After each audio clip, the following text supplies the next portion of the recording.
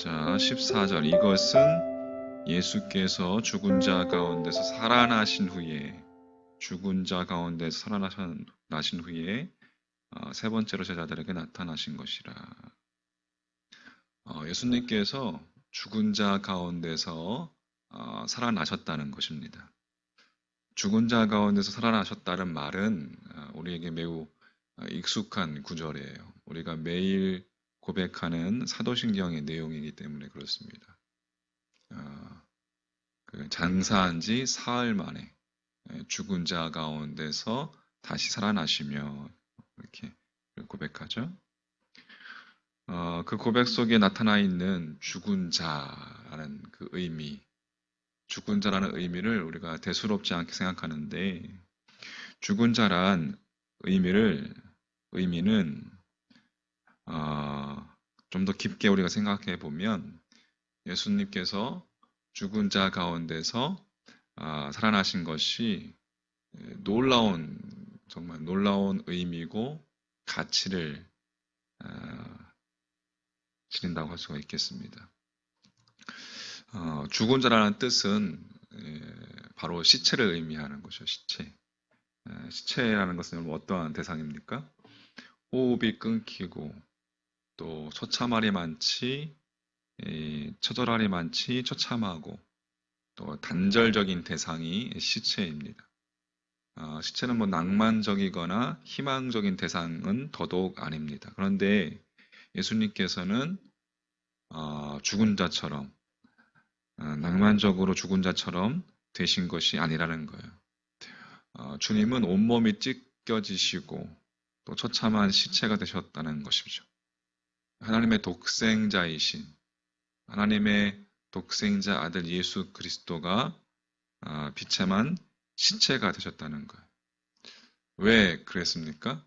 우리는 그 이유를 다 알고 있습니다. 우리가 받아야 할 죄의 형벌을 대신 받으셨기 때문이죠. 죄의 삭은 사망이기 때문에 모든 죄인은 다 하나님 앞에서 죽어야만 하는 것입니다.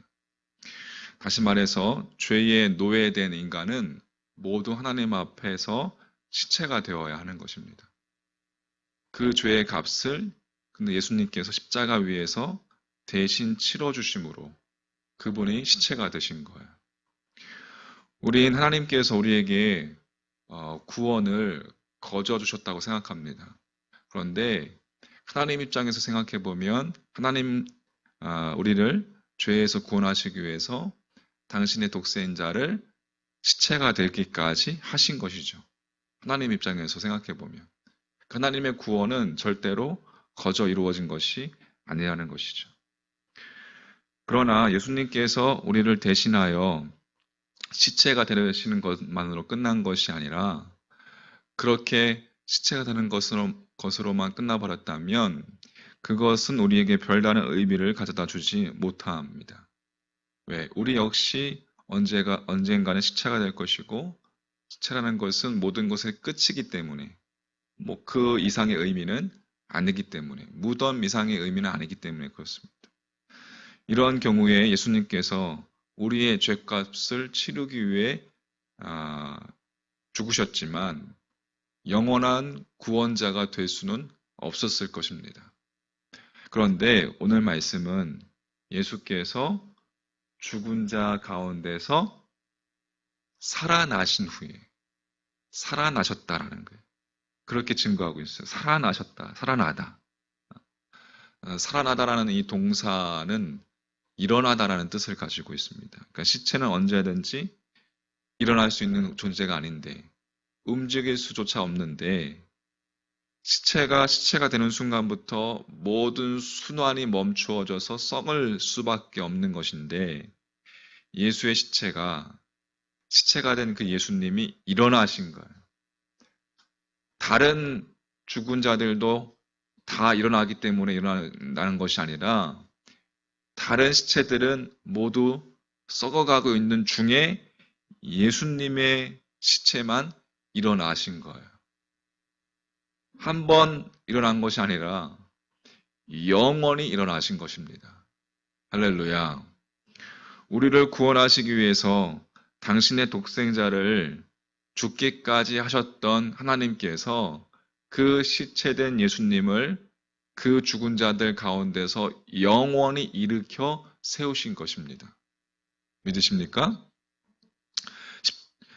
십자가에서 그렇게 시체되었던 예수님의 십체가 하나님에 의해서 영원히 일어섰기 때문에 주님의 죽으심이 비로소 참된 의미를 갖게 된 것이고, 그 죽으심이 주님이 우리의 진정한 구원자가 되실 수 있으신 것이.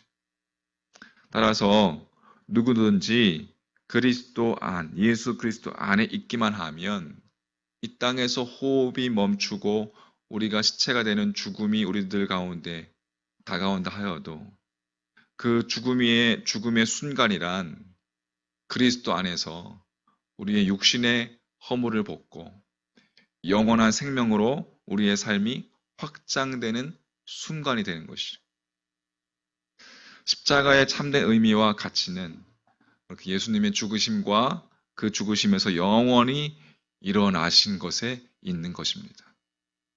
고로 십자가는 구원의 표징이고 소망의 상징이고 영원한 생명의 증표고 그리스도인의 목표가 되는 것입니다. 할렐루야. 그 십자가를 오늘도 바라보시기를 주님의 이름으로 축복합니다. 그렇다면 그 십자가를 붙잡는 것, 날마다 십자가를 지고 주님을 따른다는 것은 구체적으로 무엇을 의미하는 것입니까? 죽은 자라는 것, 시체가 되었다는 것 외에 또 다른 의미가 있는데 그것은 바로 헛것이라는 뜻을 가지고 있습니다. 헛것. 그러니까 시체라는 것은 헛것일 뿐이라는 말입니다. 예수님께서 시체에서 일어나신 것은 그 헛것의 종속물로 끝난 것이 아니라 그 헛것을 깨트리시고 시간과 공간을 초월하셔서 부활하셨다는 것. 영원으로 그 삶을 확장시켰다는 것이죠. 이것 십자가의 그것이 참된 의미이고 가치인데, 그렇다면 날마다 그리스도인으로서 우리가 십자가를 진다는 것은 그렇게 헛것에 종속되는 것이 아니라 영원한 삶을 사는 것을 말하는 것입니다.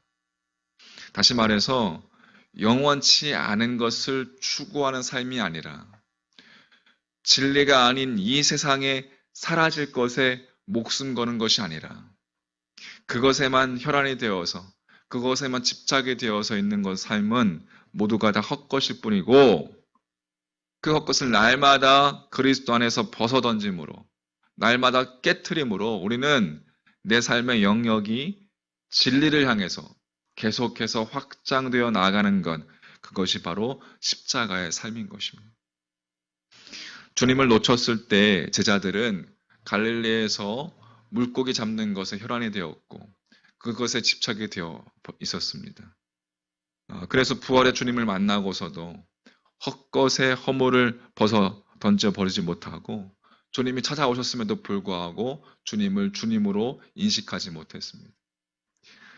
하지만 그 헛것을 벗어 던졌을 때 그들은 영원한 십자가의 증인들로 세워지게 되었고 사도행전에서 그 삶이 진리의 삶으로 확장되어 간 것을 우리는 볼 수가 있습니다.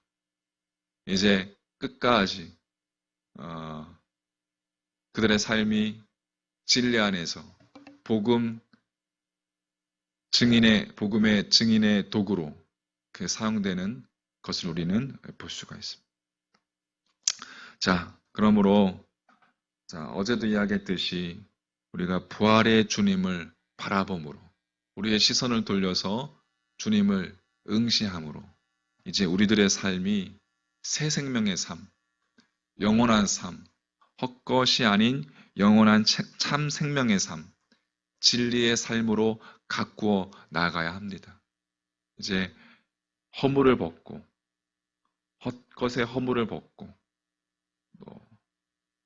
세상에서 이야기하는 것을 추구하는 삶을 내려놓고 영원 속으로, 영원한 생명 속으로 오늘 내게 주어진 시간 또 오늘 내게 주어진 시간과 공간 속에서의 삶의 의미를 건져 올려서 십자가 앞에서 자신을 소중하게 가꾸어 가는 것.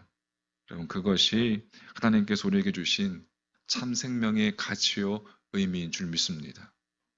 할렐루야. 여러분 각자 주신 여러분 각자의 삶의 영역 속에서 오늘도 십자가를 바라보며 주님을 바라보며 내게 주어진 그 시간들을, 그 호흡들을 십자가의 의미로 참 생명의 구원의 놀라운 진리의 영원한 삶으로 그렇게 건져 올리시는 복된 하루가 되시기를 우리 주님의 이름으로 간절히 축원합니다.